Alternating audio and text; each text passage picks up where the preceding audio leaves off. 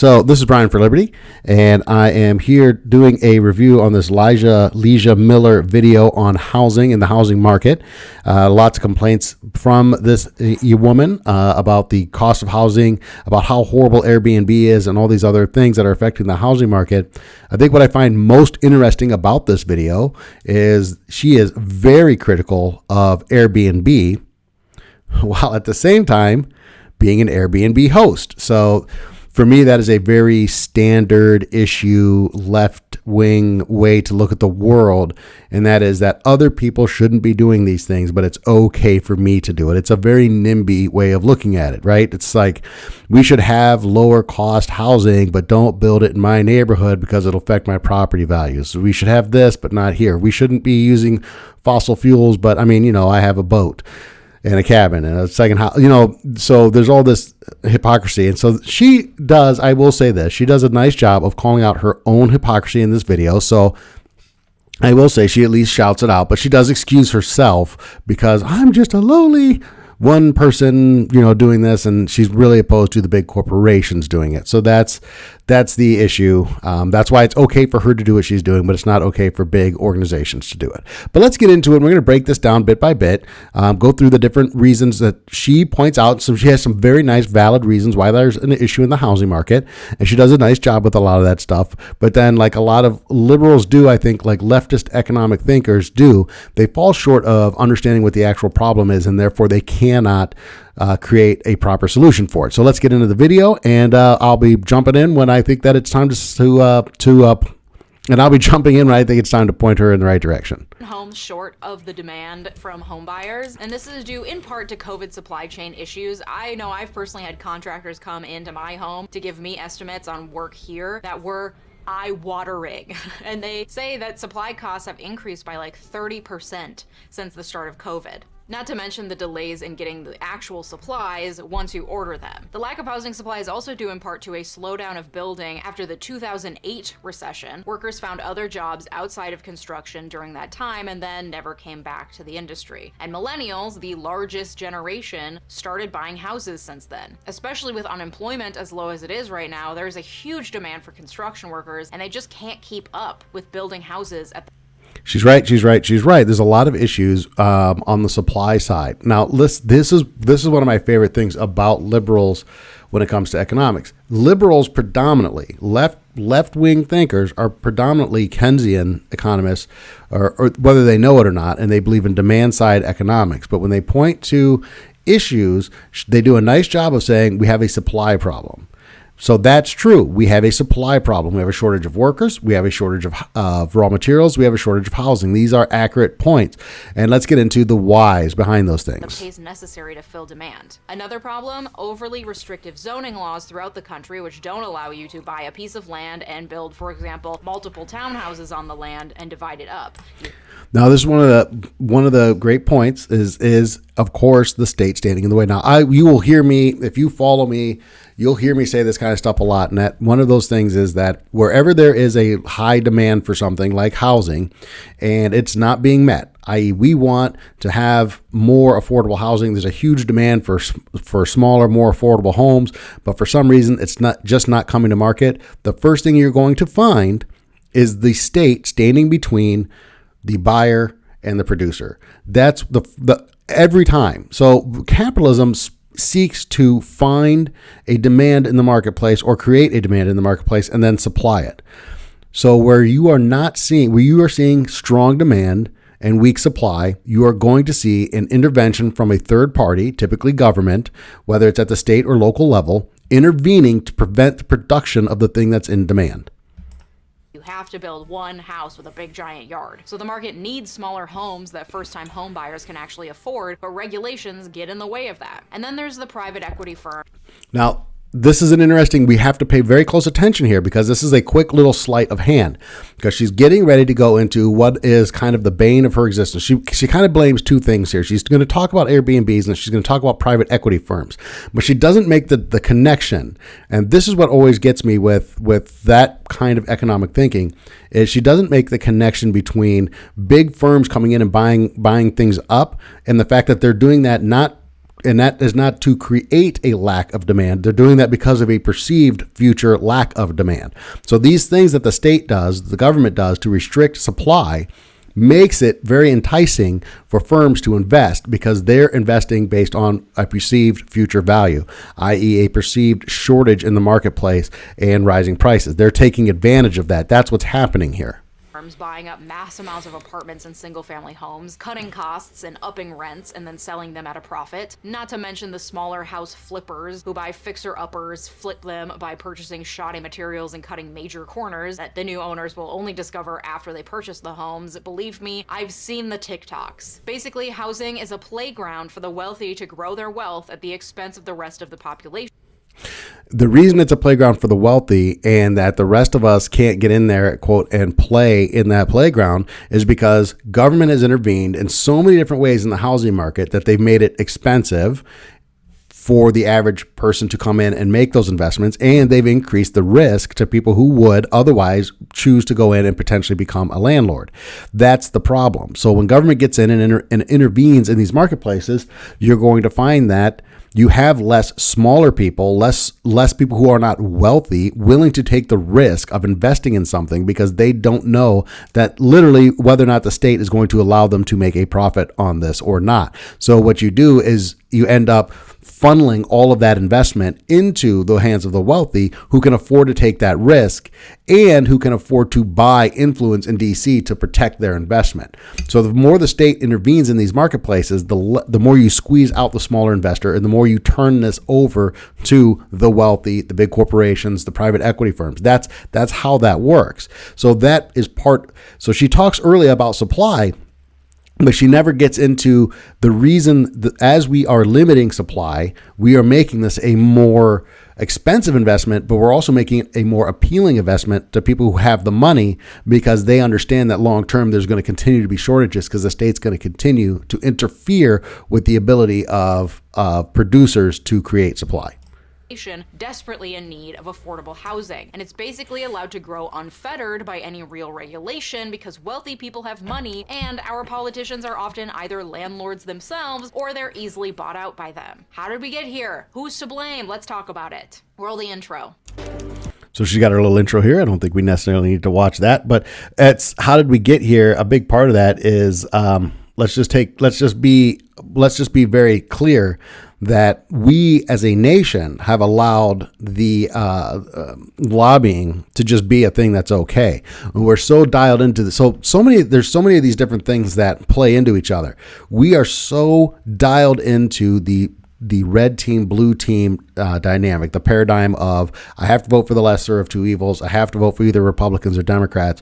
We're so dialed into that it doesn't matter the fact that there are third-party candidates from libertarians to greens to socialists. There's all these third-party candidates running who can't win because heaven forbid we let the other team win, right? So what we end up doing is not voting for candidates who are not taking lobbying money because it's so important for our candidate to win, even though they're taking tons of lobbying money. So at the end of the day, just like any other supply and demand scenario, we are demanding politicians essentially who take money because we don't vote for. The system gives us politicians in several races, myself included, I've ran twice, who will give us politicians who are not taking any money and we don't vote for them. So we're telling the election marketplace that we don't want these candidates. We want the candidates who are able to buy ad space, which means we want the candidates who are taking lobbying money. It's really simple. You get what you ask for as a voter. I've always said you get the government you deserve. Now, I'm scrolling quickly through here, a long commercial from this person who's like, these big companies making profits. I always find that funny as I get into these channels that are far left or socialist, whatever, and they're just all about advertising and trying to make as much money, which I don't blame them for, but then, they go on, of course, to criticize other people. So let's take a look. There aren't enough available properties either to rent or purchase affordably. But who's to blame? Well, it's not super cut and dry. There's a lot of actors at play, but I looked into a few of the culprits. The biggest ones that I found appear to be Airbnb and short-term rentals. Okay, so this is where they always go off track. This is where it always gets wrong, right?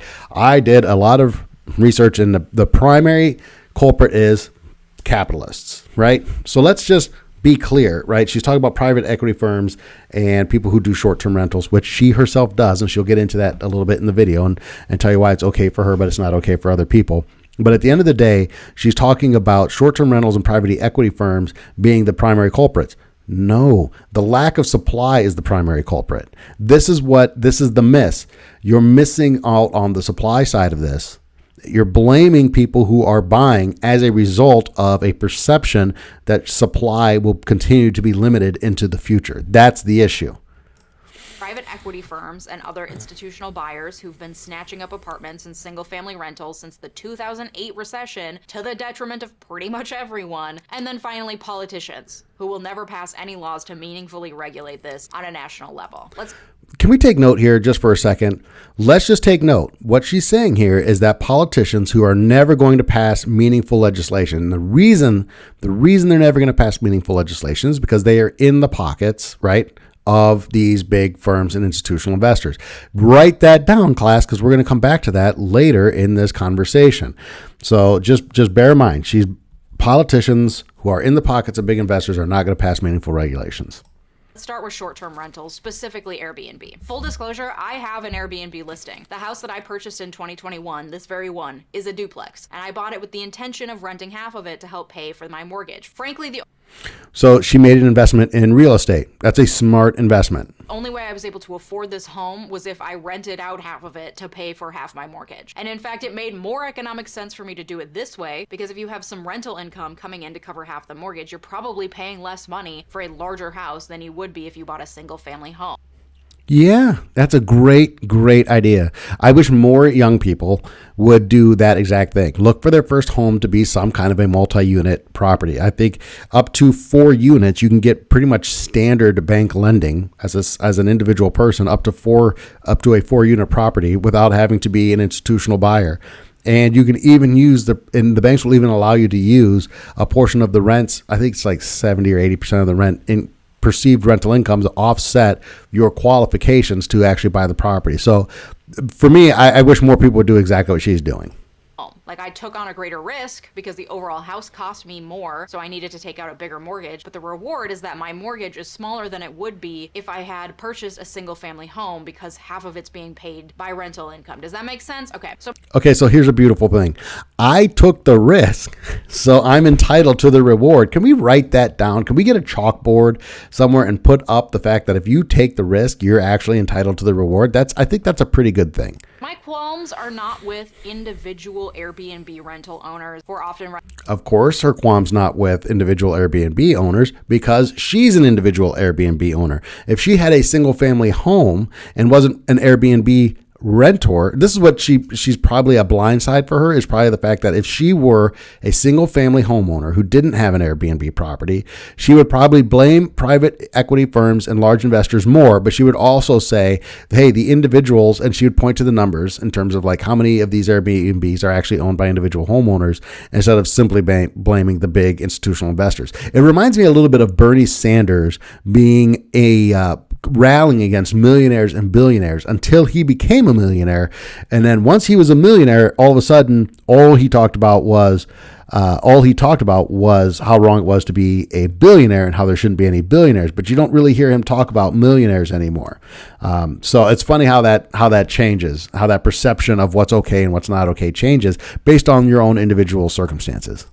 Renting out a portion of the home or one additional property to help make ends meet and create generational wealth. God bless, okay? Is generational wealth okay according to the economic left now? Are we going to get rid of these estate taxes so that we can just pass our wealth on to the next generation, or is that a bad thing? I don't know. You tell me. My problem is these investors who pride themselves on owning dozens, sometimes hundreds of rental units and listing them all on Airbnb. And there's a lot of them. Get this hot stat. 1/4 of the hosts on the platform run 2/3 of its listings. Make that math, okay? Search Airbnb on YouTube and you're going to find... I can make that math. The people with money own more than the people who don't. That's kind of how that maths. 100 different people, usually men who all look the same, telling you how to increase your... There's always, I'm just going to throw this out there real quick. There's always got to be a tiny little bit of racist, you know exactly what I mean, right? men who all look the same. It's the patriarchy and racism. We're going to blame. There's always got to be, even if the topic is completely away from that, there's always got to be a tiny little bit. We're going to always have to slide a little bit of that in there. Your Airbnb rental portfolio, sometimes without even owning any property at all. And here's my issue, okay? The consequence of this mass ownership, just from an anecdotal user experience, is that the nature of renting on Airbnb has changed, I think, for the worse. Yes, I would agree with that. So she makes a lot of points here that I agree with. Look, I think that the idea that we are destroying the mom and pop restaurant, right? We talk a lot about when we travel through the country, how everything looks the same and how that sucks. A lot of that is because we've destroyed the mom and pop restaurant. Yeah, I'd rather go. Look, when I lived in Wisconsin, I go to a small little restaurant / bar right by my house. And I think a lot of people had their own local little watering hole that they like to go to around these small towns. And it was super cool. Each one of them's got their own unique flair, their own flavor. They're all similar, but they're all a little bit different. And the idea that we're pushing those kinds of people out of that market, and what we're ending up with is, branded franchise style restaurants and bars all across the country. I think that's a little sad. I think the same thing is going to end up happening with Airbnbs. You're going to lose the uniqueness of this mom and pop owning the Airbnb and, really caring about their guests and maybe even being there or being nearby. And really caring about your experience. And in turn, she gets into this a little bit, in turn is the renter caring about the property and the community that they're in. This is not, so a lot of conservatives will attack that as like, I don't know, a wrong way to think about it or whatever the case may be. I like that. I understand. I believe in what she's saying, but you have to free up the marketplace in order for that to happen. My first experiences with Airbnb were on a road trip that I took solo back in 2017. I stayed in people's homes, like in extra rooms that they had, and I met some of the loveliest people. And I saved a ton of money over having stayed in hotels and made some wonderful memories along the way. For example, I stayed in Virginia with a woman named Henry who rented out one bedroom in her house and then spent the rest of her time foraging for mushrooms for local restaurants. And I like this story. I really do. In her backyard. She had a lovely dog. It was a beautiful experience that I still think about fondly. Now, the mass owners of Airbnb and many people who stay in Airbnbs treat this the same as a hotel business. This is exactly right. And that's the point I was making about, the small town restaurants, the local bars, all that stuff. Yeah, it is. The Airbnbs are all going to start looking the same. They're going to start feeling the same. You're not going to know it's not going to be any different than staying at, I think you're going to lose this uniqueness, and it's all going to be just like staying at a motel, at a freaking Super 8 or a Hilton or whatever the case may be, because buying things in bulk helps, right? So I have 20 properties. Well, I'm going to put I can buy 20 of these paintings, for example. I can get 100,000 yards of this, 100,000 yards might be a bit much, but 1,000 yards of this wallpaper for X, and I could decorate all of my Airbnbs exactly the same. And that's what you're going to end up with, is you're going to stay at different Airbnbs and start seeing the same things over and over again because you're going to have mass ownership. And it's going to suck. It does suck. And sometimes worse, based on the Airbnb horror stories I've seen on TikTok of like really disgusting spaces. Because it's no longer someone sharing their home with you. It's some random person who doesn't even live in the community and owns 100 other units, cutting corners wherever possible to make a quick buck. Okay, so there's two things at play here, right? So I get the mass ownership and the opposition to it. I don't necessarily have an opposition to it. What I want is for the marketplace to make it easier for the small owner to stay in business and to be able to get involved in this marketplace. And what I want and what we do in order to get there is to free up the supply side so that more housing can come onto the marketplace, which again reduces the future value of these properties by saying we're not going to have crazy inflation in the housing market because supply is going to meet demand.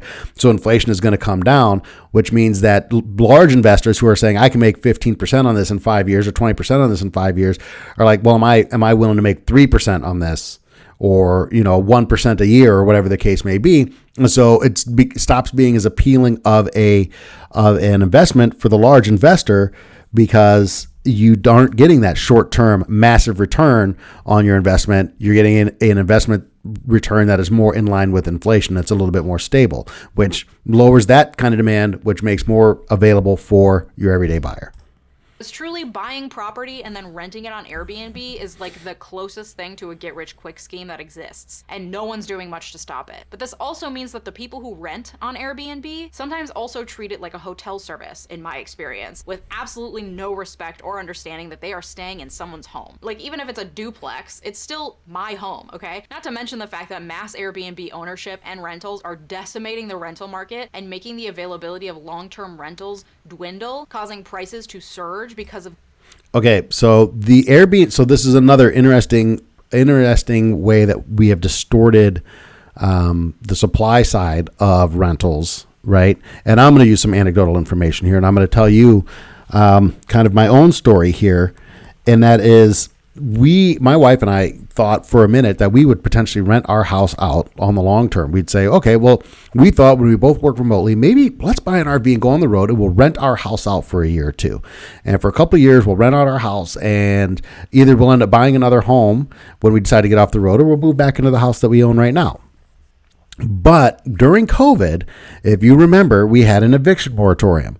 And that eviction moratorium, the fact that the state was able to step in and go, you're not allowed to kick out a renter who's not paying you rent, terrified me. I will never say never, but I will most likely never be a long-term renter or long-term landlord because that scares me now, that I'm going to end up in a lease with a renter who I can't evict even though they're not paying me rent. So I'm probably never going to look at being a long-term landlord ever again. So the only thing I'd be willing to do with my home now is as a short-term rental, because the risk of being a long-term landlord is too high.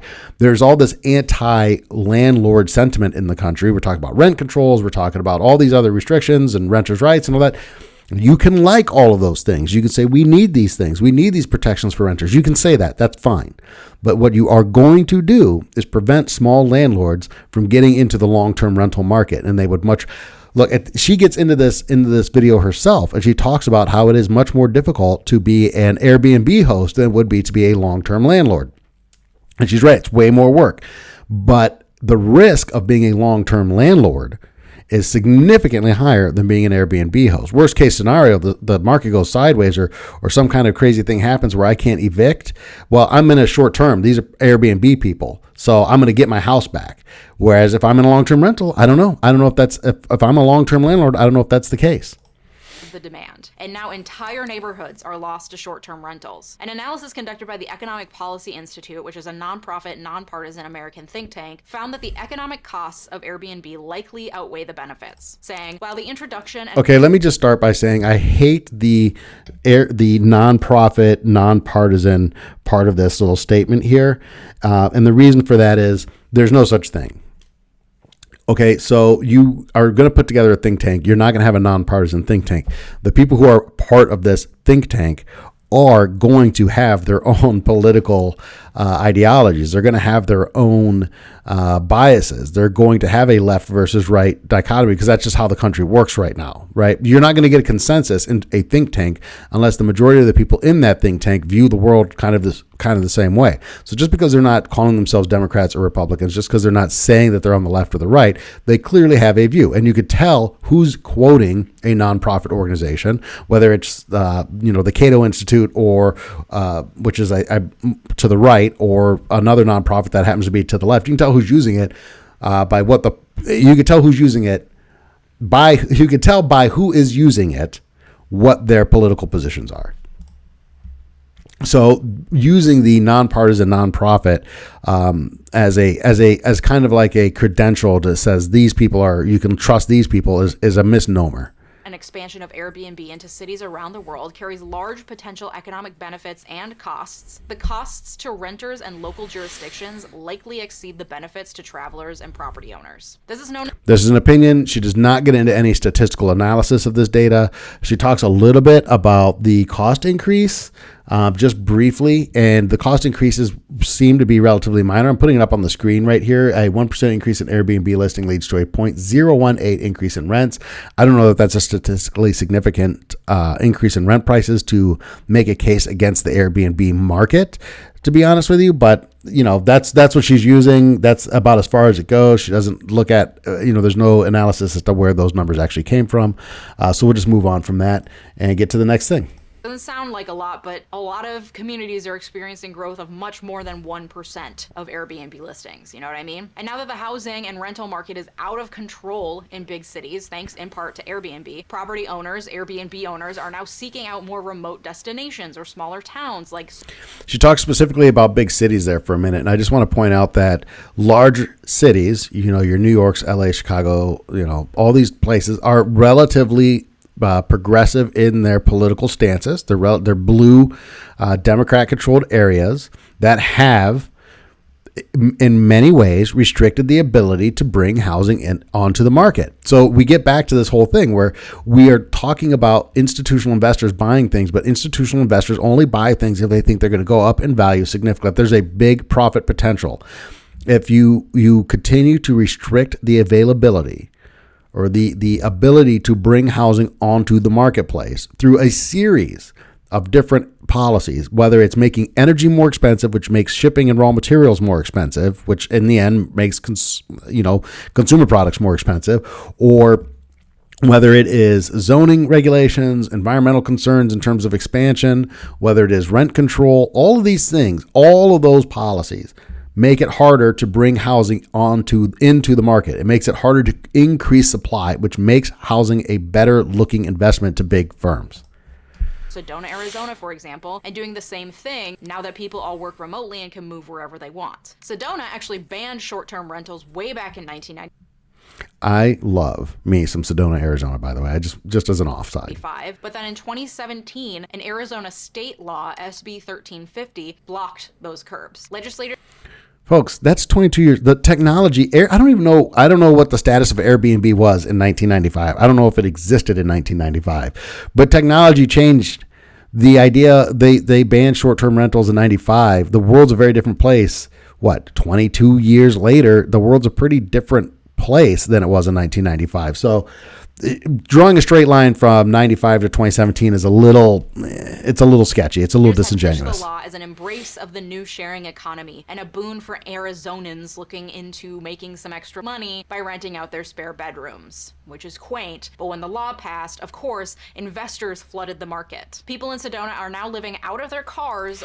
So you can't just, and again, we go back to this whole scenario. What else is in play in Sedona that prevents housing from coming onto the marketplace, right? So let's say there's all of a sudden there's this massive demand for affordable housing in Sedona because of Airbnb. Why aren't builders coming into the area to build, right? What is the restriction? What's causing the shortage, the supply shortage in Arizona?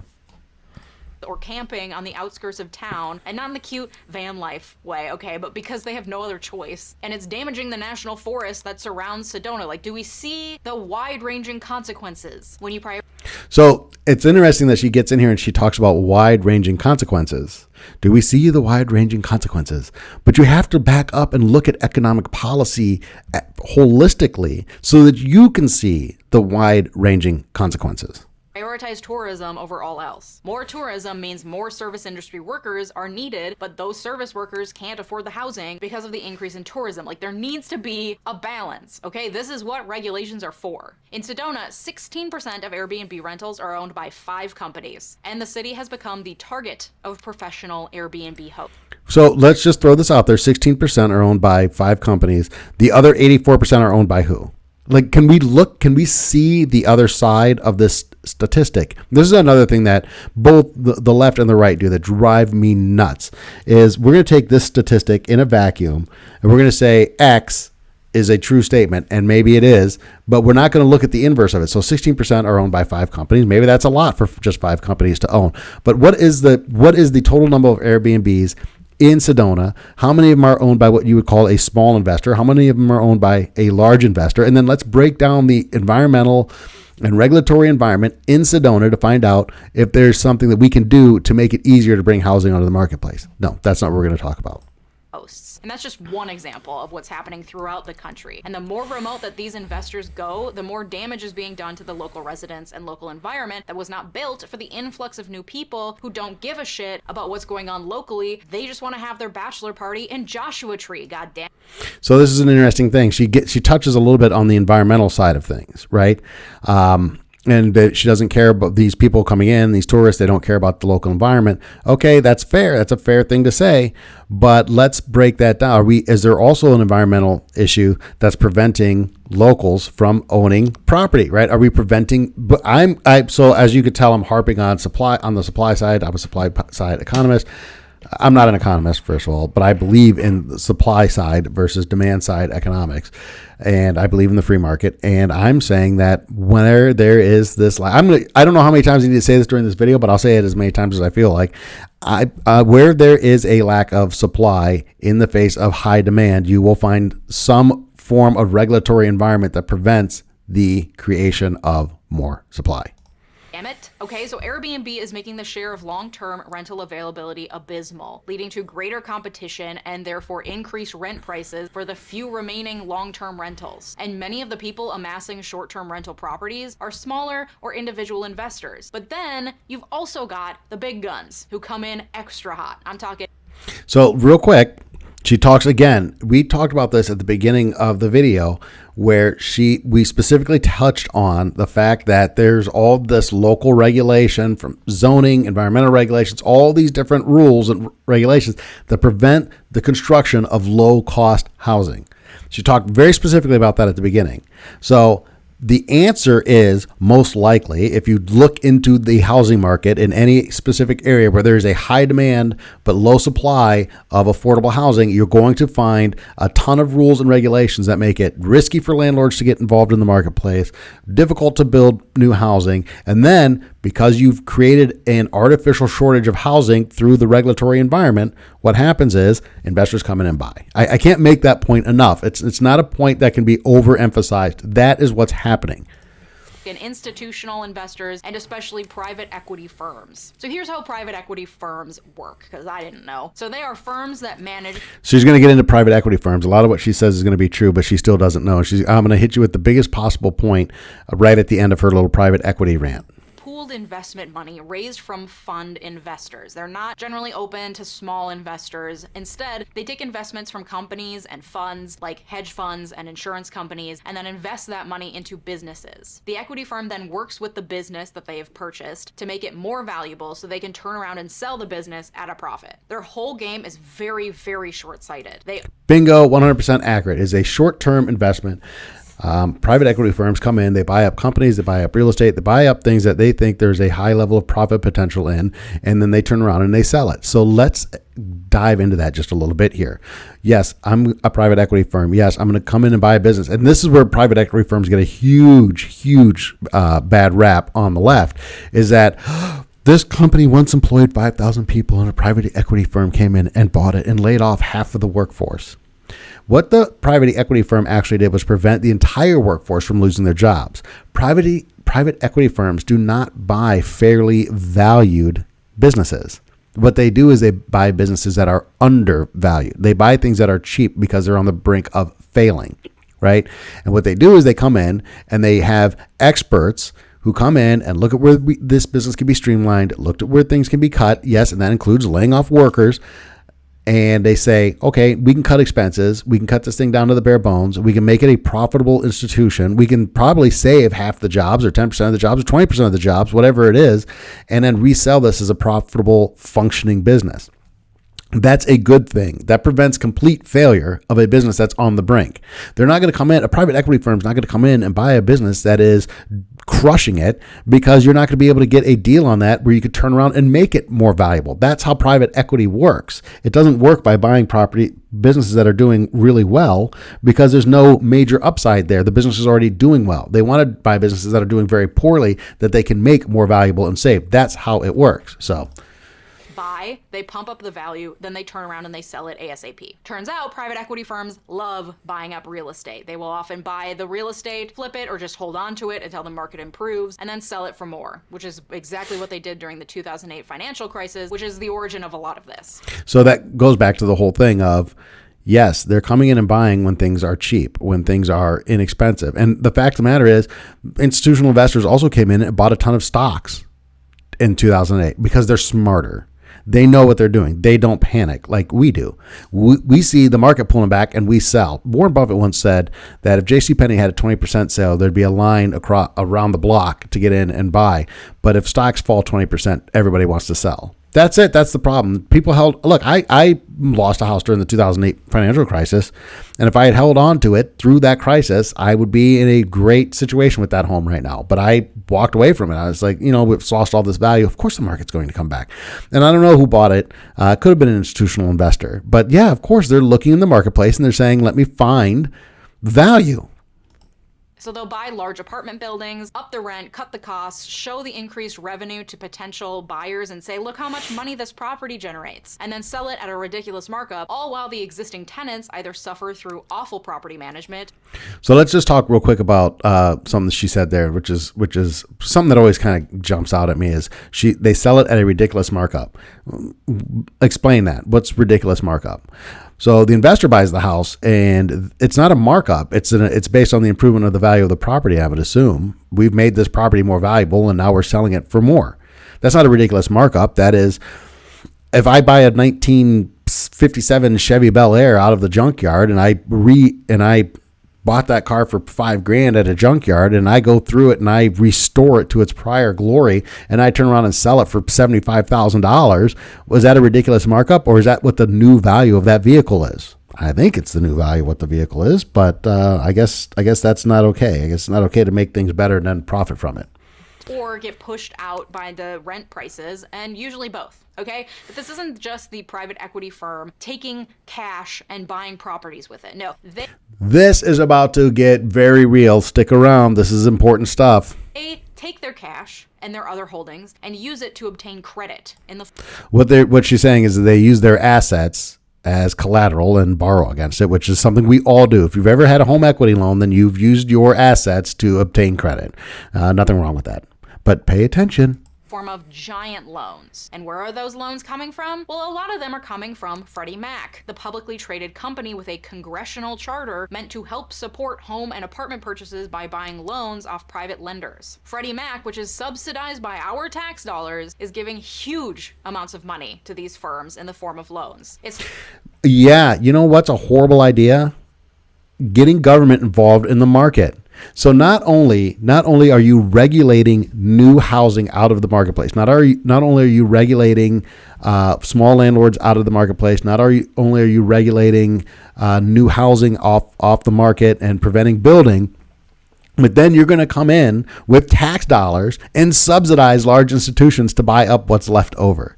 She's 100% right here, but she never hits the nail on the head. She points to Freddie Mae, Fannie Mac, these institutional lenders, these government-supported institutional lenders as a major part of the problem, and she's right.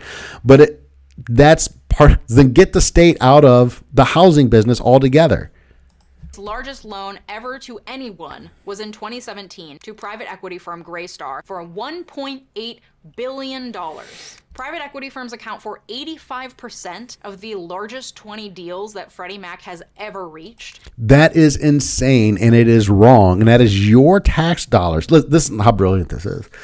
This is your tax dollars making investors richer so that they can influence politicians to write new laws that will help them become richer. Think about that. Seriously, these guys they're playing chess. The rest of us are playing checkers. And all of those deals occurred within the last 8 years. And in turn, these loans allow for the further concentration of rental properties in the hands of private equity firms. And if you really want to get after these people, look, here's a great example of how you get after these people a little bit. It is I always think of Robinhood that made it easier for people to trade, right? It's a horrible idea. You shouldn't go out and trade. Let me just say that. But what they did to hedge funds investors, if you know the story of GameStop and how they broke these big firms, all you need to do, if you really want to get after these private equity firms and free up the supply side, but you won't do that. When I say, here's all these regulations that are preventing new housing coming onto the market, every Democrat I run into will tell me we need those regulations. Well, okay, It's fine. If you believe that we need those regulations, that's perfectly fine. But at the end of the day, it is largely those regulations that are making real estate such a beautiful investment, such an attractive investment to large firms. Who then raise rents to increase profits to sell the properties to buy their next properties, and the cycle feeds itself, resulting in rent increases across the country. And despite being a private company created by Congress, the loans from Freddie Mac come with zero protections for renters' rights, quality of the properties, or any protections to ensure for affordable housing. Every single one of those regulations that she just talked about are reasons that small landlords aren't getting. Those are the regulations they want. These big institutions don't have to deal with those regulations, but small landlords do. Think about what that does to the market. Think about what that does to the small landlord. Not to mention the fact that these firms are also buying the types of single-family houses that first-time home buyers and middle-class buyers can actually afford. And they're able to pay more for the houses, and therefore sellers are more willing to sell to them. And then when she says they're able to pay more, they're also willing to pay more. What they're willing to do is buy over market value for these houses. They're willing to come into a neighborhood and pay higher than market value for these homes because they are so confident that supply is going to be intentionally limited in the future, that they are confident on getting the return on their investment. You ruin this investment cycle of the large investor by simply saying we're going to do everything we can to bring more housing supply onto the market. And they turn around and raise the rent, and the person who maybe could have bought the home now has to rent it from them instead. So what happens is the rents go up everywhere. The tenants who were living in those now private equity-owned apartments and houses are forced out. New renters move in who can afford the rent and were probably marketed a luxury apartment or home, but are actually paying more for lower quality. And then the people on the lowest rungs of the ladder are all competing with each other for a dwindling share of affordable rental units. One study found that just a 5% increase in rent can lead to thousands more homeless people in a city like New York. And there's no doubt about that. There's no question about it. So once again, we talk about what can we do to keep the rents down. The other side of that is get the hell out of New York. That's a part. I'm sorry to say it, but to some extent, the answer to a lot of these problems is going to be getting the hell out of these major cities, these densely populated cities where there is a ton of quote unquote progressive policies limiting the supply of homes, punishing landlords, intentionally doing things. Like you look at these policies, you look at these major investment firms, right, who are buying up all this property, and it is in their best interest to do whatever they can to get politicians elected who will prevent an increase in the supply of housing, because that's what protects their investment. So where is their money flowing to? It's flowing into these big multi-billion-dollar firms. Their money's flowing into the state. It's flowing into government. It's paying for people's campaigns. It's running into regulatory. It's running into the USDA. It's running into HUD, but it's also running into small state level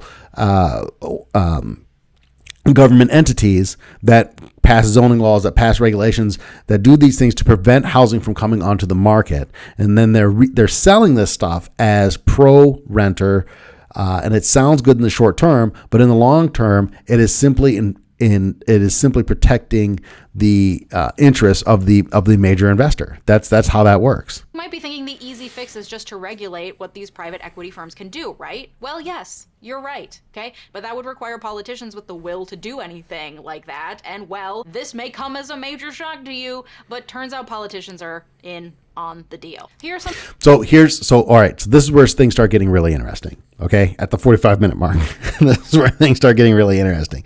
Politicians don't have the will to fix this problem. They have the will to do what is in their own best interest. Okay. So what does that mean? It means that the market is the solution to this problem. It is not, you're not going to get a proper solution from the state. The government is not going to solve this problem. Only the free market is capable of solving this problem, because only the free market allows supply to rise according to demand. Only the free market allows that to happen. Some fun facts for you. At least 238 lawmakers are also landlords. There is no limit to how much they can earn as landlords. For example, Democratic Senator Richard Blumenthal of Connecticut, his in-laws literally own the Empire State Building. In general, members of Congress... First of all, Hey, I want to be part of the family that owns the Empire State Building. I think that's a pretty cool thing. Sorry, I just do. But yeah, the lawmakers. Look, who are the best stock market traders in the country? Look, Nancy Pelosi's returns would make Warren Buffett blush. These people will never regulate themselves. They use their offices to increase their own wealth. That's what they do. And what they do is they convince people like the creator of this content that the state somehow is the solution, but it's not. They have invested billions of dollars in campaigns designed to convince their average consumer that the market hates that institutions hate regulation. Institutions love regulations because regulations prevent competition, decreases the amount of supply in the marketplace, which for those who have the money to buy, increases the value of the assets that they purchase. The whole thing is brilliant. It's just brilliant. And they're playing chess. We're playing checkers. I said it before. I'll say it again. And their senior staff members are not allowed to earn more than $29,595 in income outside of their federal salary, like as a side gig. However, rental properties are conveniently exempted from these limits, as are certain other earnings, including from stock trades and book deals. Stock trades, obviously, it's the idea that these people should be allowed to trade stocks while writing the rules and regulations behind stock trading is insane. But book deals might almost be more nefarious to me. And the reason is, if I'm a billionaire and I own a publishing company, I can pay, let's say, Joe Biden or Barack Obama, I could pay them whatever I want. And in a book deal, a part of a book deal could be speaking engagements to promote the book, right? So I could say, I'm going to give you this book deal. I'm going to pay you $10 million for this book deal and a set of speaking engagements, right? The speaking engagements aren't income outside of because they're part of the book deal, right? And I'm just going to hand you that check, and you're going to write this book. Everything you write in the book is going to be selling what I need sold to the people who trust you, to your constituents. In addition to that, I'm going to give you this book deal, but wink, wink, nod, nod. Here are the policies that I'm looking for in a person that I would want to write a book for me, for my organization. Just think about how crooked that is. At least the stock trades are right out there, right? Oh, I'm going to buy a bunch of stock in a pharmaceutical company, and then I'm going to mandate that you all take this vaccine made by this pharmaceutical company that I just bought a bunch of stock in. That's just right there, blatant and in your face. But the book deal stuff is like sketchy and nefarious and behind the scenes. And so is the real estate stuff. I feel like that's kind of the same deal. Like the real estate stuff is a little sketchy. I hate that for us. In 2020, 15 lawmakers reported owning at least one property that earned them up to $1 million in rental income. And it's not just elected officials. More than 200 senior congressional staff members reported rental income in 2020. For example, when you hear the song Rich Men North of Richmond, this is what he's talking about. This is the deal. These people are using their power, their influence, their position as quote unquote public servants to enrich themselves at the expense of the population. Clark Scanlon, the state director for Republican Senator Joni Ernst of Iowa, lists earning $1.2 million to $12 million a year from 6 of his rental properties. Not bad. He's located in Iowa and California. And if you're like, that's a huge range, that's because members of Congress and their staff are only required to report their earnings in very broad ranges like that, not with any specificity. And this is what happens when you let the fox into the hen house. Happens when politicians are allowed to regulate themselves and their income. I already made a whole video all about how politicians can play the stock market like a fiddle. Turns out they're playing the real estate market as well. A reminder that these are also the politicians who regulate real estate, private equity firms, companies like Airbnb, and everything else that touches the real estate industry. She's so close. This is what drives me crazy about people on the political left. This is what you're so close. You almost get it. But then at every turn, they will scream for the government to have more power over the economic system.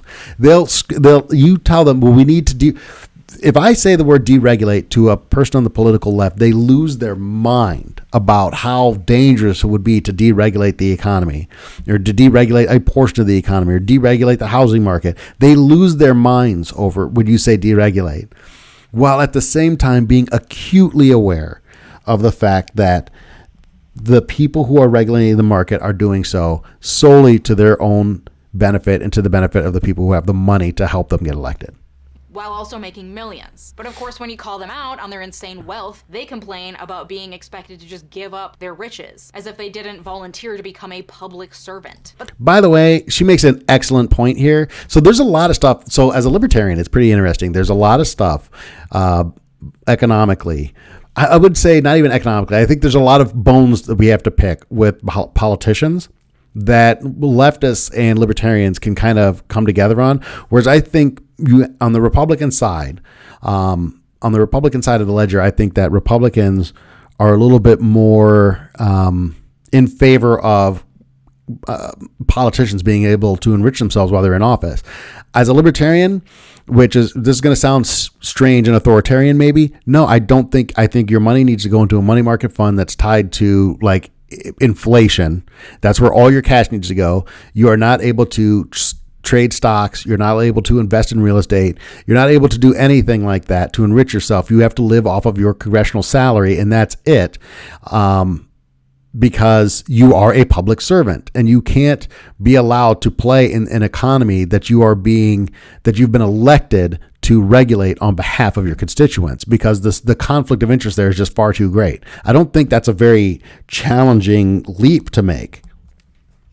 But the problem is, any real meaningful regulation to the amounts and types of wealth that Congress people hold would disqualify a large portion of our elected officials from holding office. They're not going to pass laws that are going to kick themselves out of office. And they're not going to pass regulations of the real estate industry that curb short-term rentals or mass ownership of real estate and predatory rental practices, because they're actively benefiting from all of it. But exactly. That's exactly right. So there's a lot of things here. I'm obviously to some extent being critical of this woman, but at the same time, there's a lot of stuff she's saying that of course, 100% I agree with that. That is 100% accurate. I totally agree with a lot of what's being said here.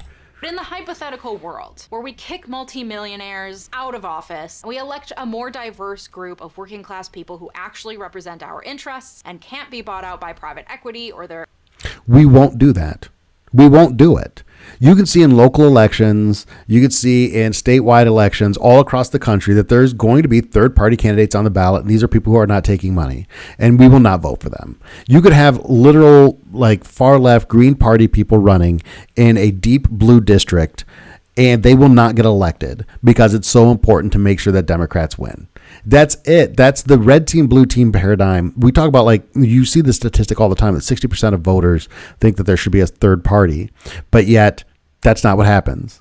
We don't vote that way because we've gotten brainwashed into the left-right paradigm so deeply that we are actually voting against our own best interests. We're literally voting for people who are corrupt and taking this money from these places because we think that they're a little bit more in line with what we believe.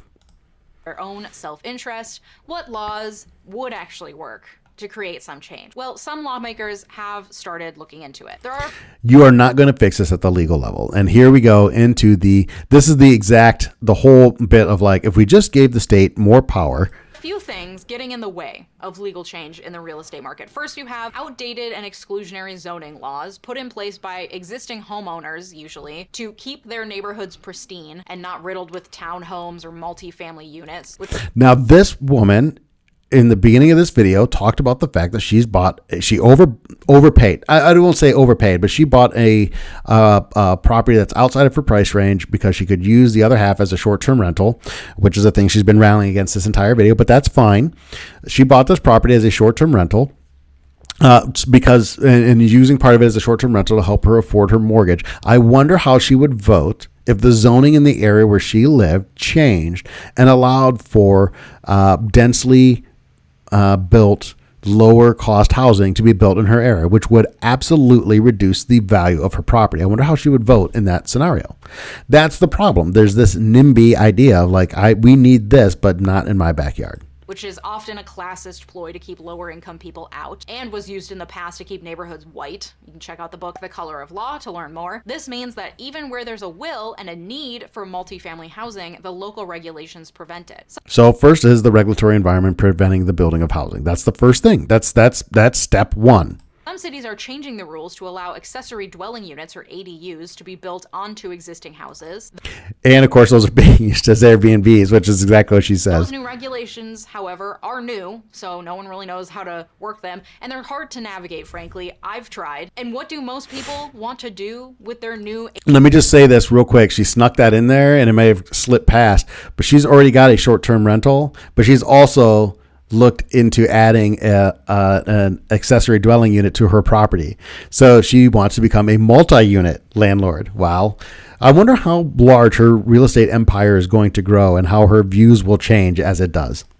ADUs, they want to rent them out on Airbnb. Okay, so it's not really solving the problem. There's the idea of creating incentives. And I talked earlier in the video, but I'm going to bring this up again because I think it bears repeating, is that a lot of the things we do to landlords scares small landlords out of the market, right? If I only own 2 rental properties and I have a renter that I can't kick out and the local laws prevent me from doing so, I'm far less likely to become a small landlord. Just like I said earlier, when I considered renting my own home out, I would do it as an Airbnb, but not as a long-term rental, because during COVID, as a landlord, you could not evict people who were not paying you rent and were living in your house. So yeah, when my wife and I thought about renting this property out, I said the only way we could do it is as a short-term rental, because I don't want to get stuck with a renter in this property that I can't get rid of when some kind of a crisis hits and the regulatory environment changes and all of a sudden I can't manage my own property or evict a renter. So you scare small landlords out of the marketplace and you end up with less small landlords. Incentives to build more rent-controlled apartments, but of course, rent control. You want to create incentives to build rent control apartments. How about getting rid of rent control and incentivizing people to bring rental properties into the marketplace and increase supply? Rent control is a horrible idea. Go watch Thomas Sowell on that. real estate investors aren't interested in rent control, and they have the money to lobby against any changes like that. In 2018, Blackstone, a private equity fund, spent $7 million to push back against rent control in California alone. The gist of it is that in order to make meaningful change, you gotta create regulations that make it more economically viable to rent long-term as a... Renting long-term, all right, so rent control is literally a regulation that takes away the incentive to be a long-term landlord. It literally incentivizes you to be a short-term landlord because you can't raise your rent, which takes away any incentive to really improve the property. First and foremost, it takes away incentive to improve the property. Second, it takes away incentive to become a long-term landlord because you can't adjust your rent to market conditions. And so you have less long-term rentals coming into the marketplace, which drives up costs because it reduces supply. So at the beginning of this video, I told you guys to write it down. At the beginning of this video, she talked about the regulatory environments that prevent the building of housing, but we never view rent control as one of those things. And it absolutely is something that reduces the supply of housing coming into the marketplace. As opposed to short-term on Airbnb, and you got to put a cap on the number of rentals that institutional buyers like private equity firms can own at any one time. And I'm telling you that cap is going to move in her mind based on how many rentals she ends up owning in the future. No, it is not. She talks almost for 5 to 10 straight minutes about how crooked our state is, how crooked the government is, how these politicians are bought and paid for by private equity firms and large investors, and how they themselves are actually involved in the market. And then immediately goes to, we need to give them the power. They need to have this regulatory authority over the housing market. It is the most counterintuitive way of thinking, and I don't understand it. I think it's, if you talk about being conditioned, right? This is one of those things where it's like people on the economic left in this country have been conditioned to hate market economics and to hate and to love regulation. That's just what they've been conditioned to do. So when you point out to them that here's all the things that are preventing new housing from coming onto the marketplace, and if we could free up the supply side of housing, we would eliminate a lot of these problems. They can't see that. All they see is government needs to step in and create more regulations and more policies and change the market more in order to solve this problem. And it's a very backwards way of thinking, especially when at the beginning of the video, she is literally talking about how these regulations and laws are preventing housing from being built. And midway through this thing, she lobbies pretty hard on how these politicians are bought and paid for by special interests, and then says if only they would pass these regulations. It's so counterintuitive. It blows my mind. This is based on what some lawmakers are proposing, but also based on my experience as an Airbnb host. In order And I'm going to stop and laugh every time she says that she's an Airbnb host after talking for like 15 minutes about how Airbnb is horrible. for me to own this home, as I've said, I need half my mortgage to be covered by the rent. And it made more economic sense for me to take on the risk of more debt for a bigger home with the promise that half of it will be paid for by rental income, making my mortgage cost lower than if I had tried to buy a single family home. So I'm paying less for my bigger home than I would be if I got a smaller home. So let's be perfectly clear what she's looking for here, right? She's looking for a cap on Airbnb ownerships for large institutions.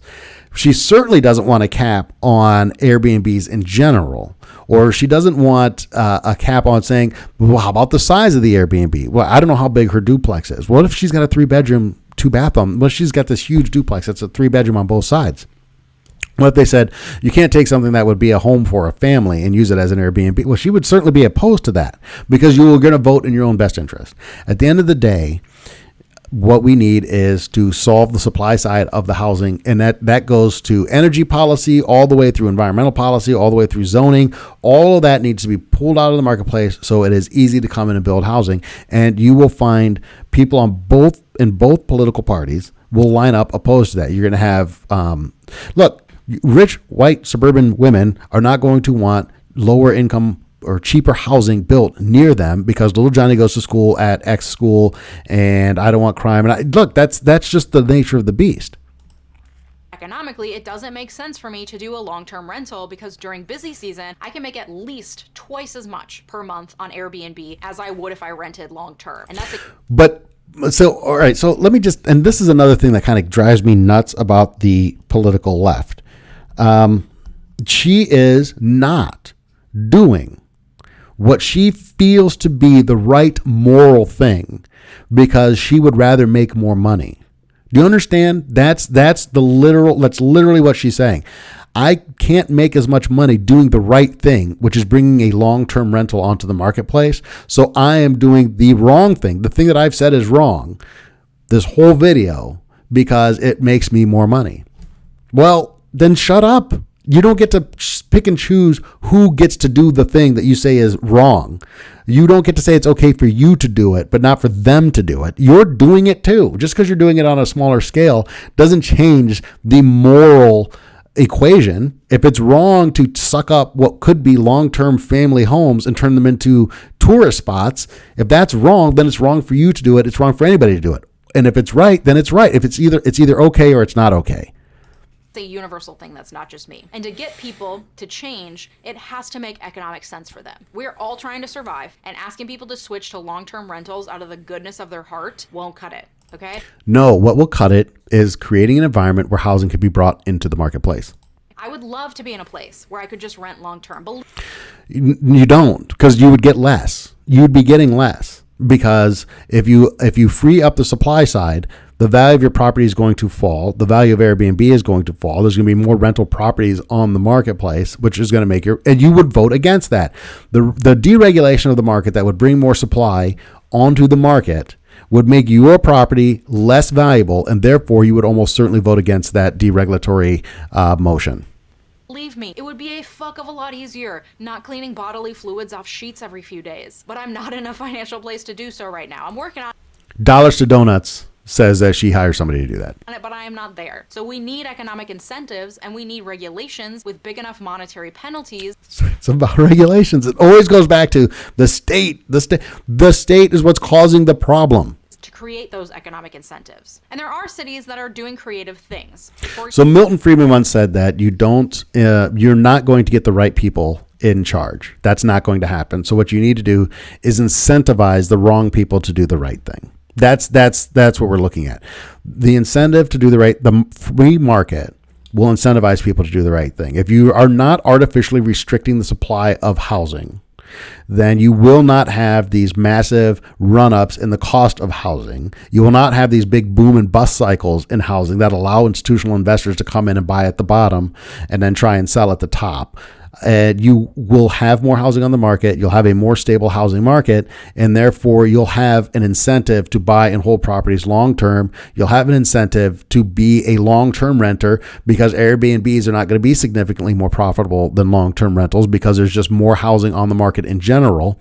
And suddenly the market starts to level itself out, and institutional investors will just step away from it because it won't be as profitable in the short term because they have a short-term timeline. It won't be as profitable in the short term, and institutional investors will naturally, of their own volition, they'll be incentivized to not get into the market and snatch up all this property. For example, back in Sedona, they just launched a pilot program called Rent Local. The city has set aside $240,000 to pay Airbnb hosts to turn their properties back into long-term rentals. This is the dumbest thing.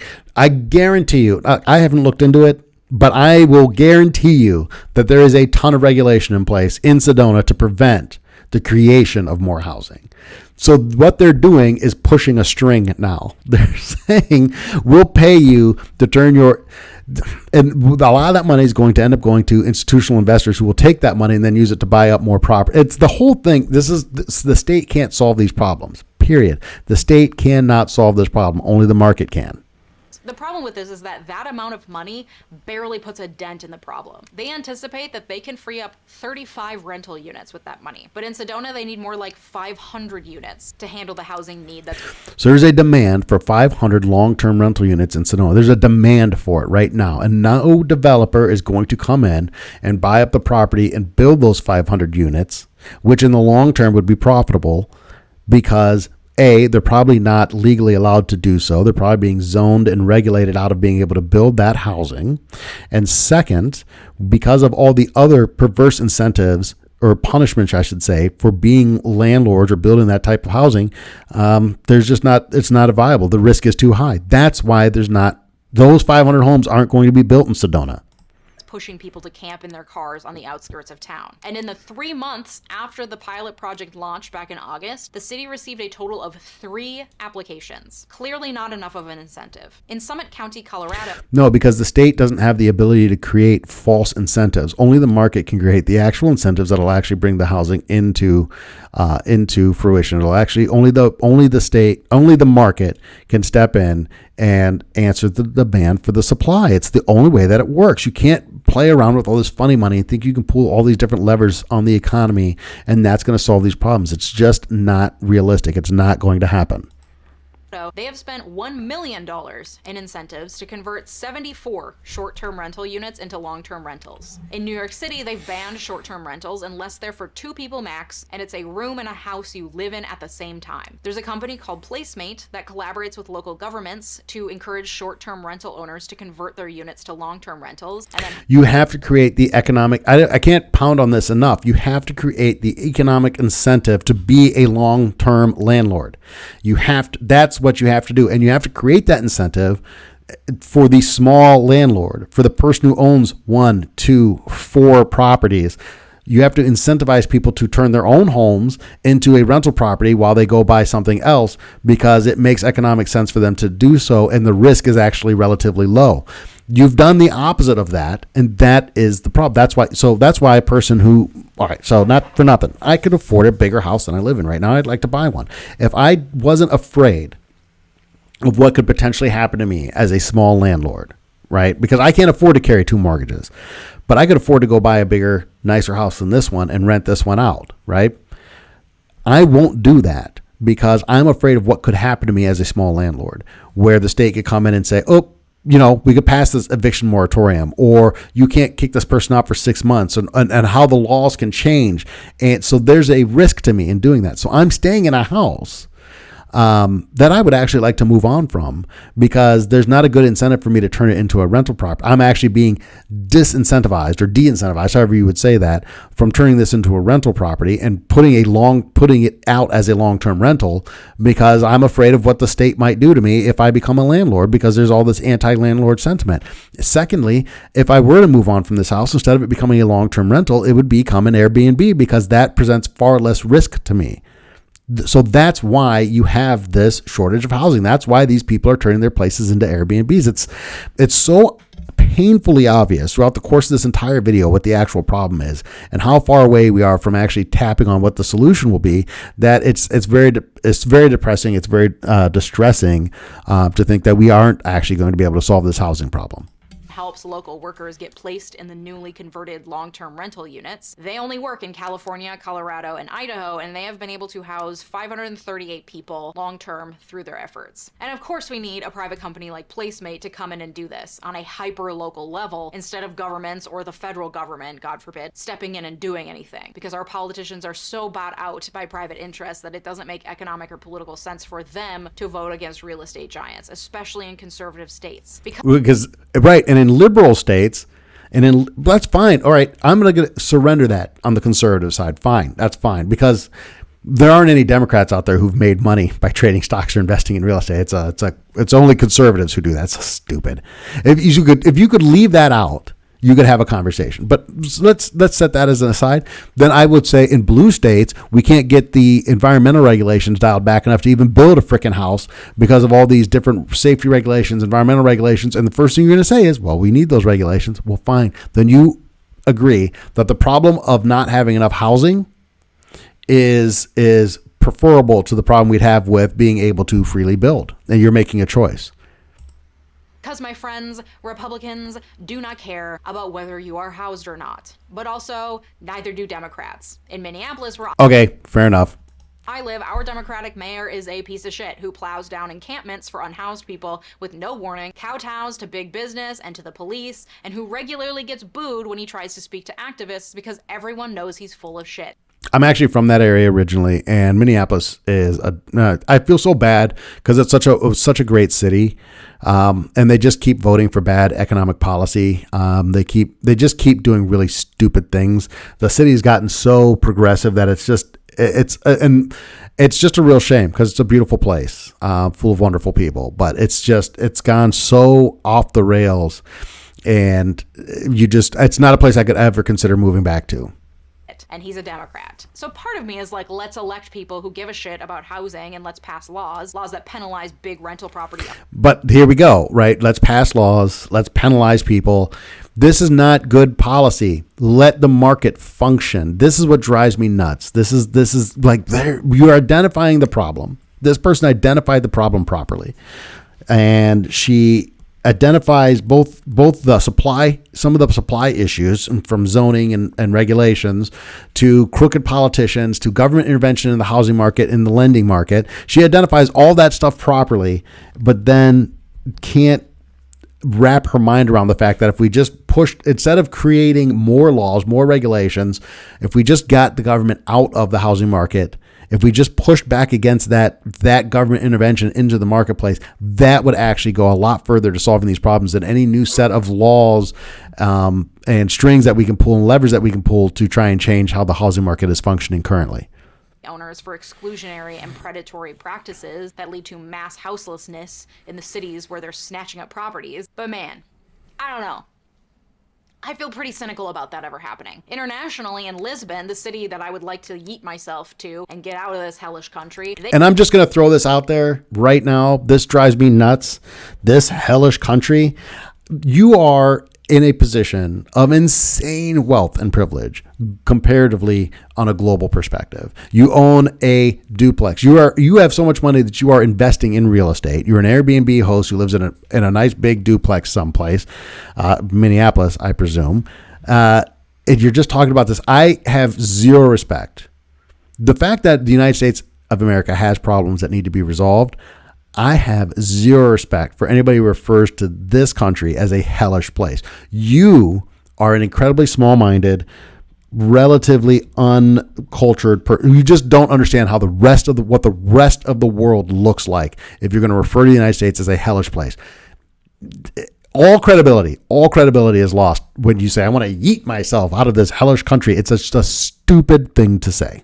They just passed a law banning the creation of more short-term rentals. And yes, okay, I recognize the hypocrisy of what I'm talking about and me wanting to move to a city that has been gentrified beyond belief by tourists and expats. I don't have an excuse for myself. At least she could look in the mirror and say that. At least I'll give her credit for, after ripping her. I will at least give her credit for saying that I'm a hypocrite. I have no excuse.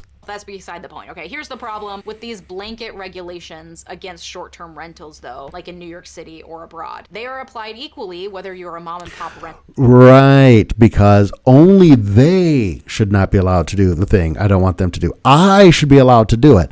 She only owns one Airbnb now, but if she owned 2 or 3 or 4, the limit to what she should be allowed to own will increase. Right, the amount that an individual investor can own will increase exactly in line with her own increase in properties and wealth. It's just like the Bernie Sanders thing. He didn't like millionaires and billionaires until he became a millionaire. Now he only dislikes billionaires. That is the problem. Rental owner, where you're renting out a single unit or a single home, or whether you're a major company who owns hundreds of Airbnb properties, like the 5 companies who own 16% of rental properties in Sedona. Which means the other 84% of properties are not owned by those 5 companies. Using Airbnb or long-term rental income as a way to make ends meet and pay off your mortgage helps middle-class people. Using it as a way to amass land and wealth is creepy and has a far greater effect on the local. She literally used the Airbnb so she could buy a bigger house than, and I don't know what her family situation is. So I'm not commenting on the fact that she needed a bigger house or didn't need a bigger house, but I'm telling you that she used an Airbnb and she is amassing wealth as a result of it. And half of her mortgage is being paid by doing a thing that she has essentially said is ruining the country. Economy, because it's companies that are run by people who don't even live there, swooping in and buying up property. So if she were able to yeet herself to another location, should she be? Let me ask her this question: should she yeet herself, as she said earlier, into a different location? Would the state be justified in telling her that as a result, she either has to convert the place into 2 long-term rentals or sell? Because they don't live in the community. Need laws against the quantity of properties one entity can amass, not just regulations around the nature of the individual rental property. You see, does that make sense? It's so obvious. Of course, it makes sense to her. It makes sense to, you know what? But to the person who doesn't own any rental property, or to the person who is just a renter, it's like, man, you should have to rent your other half of your duplex to me because you're using it as an Airbnb. And that person feels every bit as justified as she does in saying that these big investors shouldn't be able to do it. You understand how this works, how this trickles down into everybody's self-justifying morality, and why we need to just let the market do its thing. Representatives Ro Khanna, Katie Porter, and Mark Takano, all from California, introduced a bill in the House called the Stop Wall Street Landlords Act. In the press release for the bill, they said, and I quote, "Oh my God, the Stop Wall Street Landlords Act probably should be rewritten and saying, help Wall Street own more properties," because everything the government does ends up having the exact opposite effect of what they are telling people that it's going to do.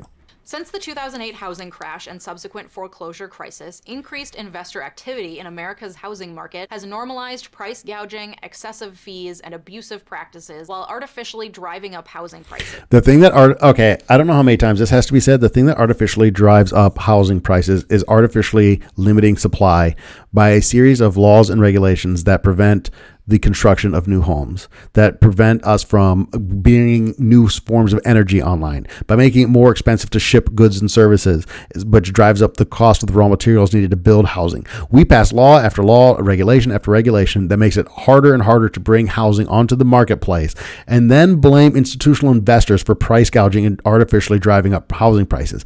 The government is artificially driving up housing prices, not investors, not buyers. As a result, investors last year bought nearly 25% of U.S. single-family homes sold last year, driving up. And I'm telling you, again, if we didn't artificially restrict the amount of houses we could build in this country, investors wouldn't be interested in buying real estate because real estate would move along with regular inflation as opposed to being a restricted commodity that artificially increases in price as government pushes up demand through FHA, Fannie Mae, Freddie Mac, that she even addressed earlier, giving huge loans, not just to people who would otherwise not qualify to buy a house, but to big institutional investors who are snatching up tons of property. If the state got out of the market and allowed housing to be a normal commodity, then you wouldn't have investors wanting to buy houses because in the short term, they wouldn't look like such huge investment opportunities. And you would have people much more interested in buying these things as long-term buy and hold. I'm going to live in it. I'm going to buy one as a long-term renter because the value of the property isn't going to increase dramatically, but it's a hedge against inflation in the long term. And that's not what these investors are doing. They're looking at buying real estate because it's a great short-term investment they can make a massive amount of money on because we artificially restrict the supply of housing.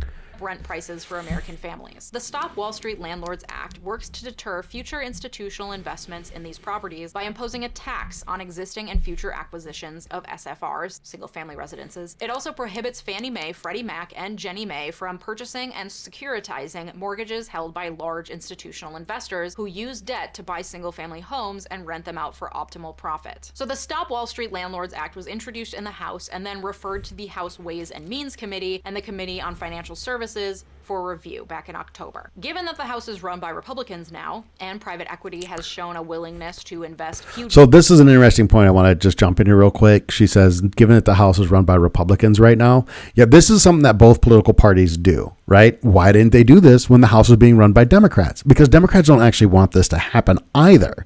But what they want to do is introduce bills that make them look good to their constituents when those bills have no chance of actually passing. This is why the House... If the Republicans get the House and the Senate and the presidency, which I don't know if they had that ever during Trump, I'd have to go back and look. But if the Republicans completely controlled the federal government, they would never talk about eliminating the Affordable Care Act. They don't talk about that stuff. When they're in power, they don't do that. When they have a minority and they know it's not going to pass, then that's when they'll do those kinds of things. So the Democrats will do the same thing. They're like, oh, well, here's this great piece of housing reform, but we can't get it passed because of the Republicans. But once they're back in power, you will not see, once they have the House and the Senate and the presidency, no, you are not going to see them even attempting to put stuff like this through because it will actually pass and it would hurt them in their private investments. Sums of money to push back on this kind of legislation. I don't really see this bill or anything like it making it very far. But whether or not there's a political will for the change to happen, the fact remains that the current state of affairs for housing in the United States is severely broken. And I think mass ownership of residential rental properties is largely to blame. Frankly, I think it should be illegal. No. Okay, so you're super close. And this is where this whole thing, this is the sum, we could sum this whole thing up right here. But at the end of the day, it's not the mass ownership of housing that's to blame. It's the incentivizing of the mass ownership of housing that's to blame. That's the problem. That's what we miss. It's not the action being taken by large investment firms. It is the fact that the government has created a series of laws, regulations, and rules that incentivize that kind of behavior. So we're incentivizing these people to do these things. So the incentive is the problem, not the end result of that incentive. People who have amassed dozens or hundreds of Airbnb units and then come on here to YouTube to brag about it, or people who run private equity firms with zero care for the lives they're ruining, should be fucking ashamed of themselves. As should the politicians who are too cowardly to do anything about it. Thank you for watching, and thanks again to Factor for And let me jump in here with my commercial. Hey, anyway, thank you for watching. Thank you for sticking around. This is Brian for Liberty. This whole video, which is a little over an hour and 20 minutes, is going to go up on the YouTube channel if you're really interested. I'll also be chopping up clips from it during the week. So I am Brian for Liberty on YouTube, so feel free to go over there and subscribe if you want to watch this whole thing or take in a little of it piece by piece. It'll also go on the Brian for Liberty podcast. That should happen later today, and hopefully maybe by the end of the day, I'll have it up on the YouTube channel. Again, this is Brian for Liberty. Please like, share, and subscribe to this content, and we'll see you guys next time.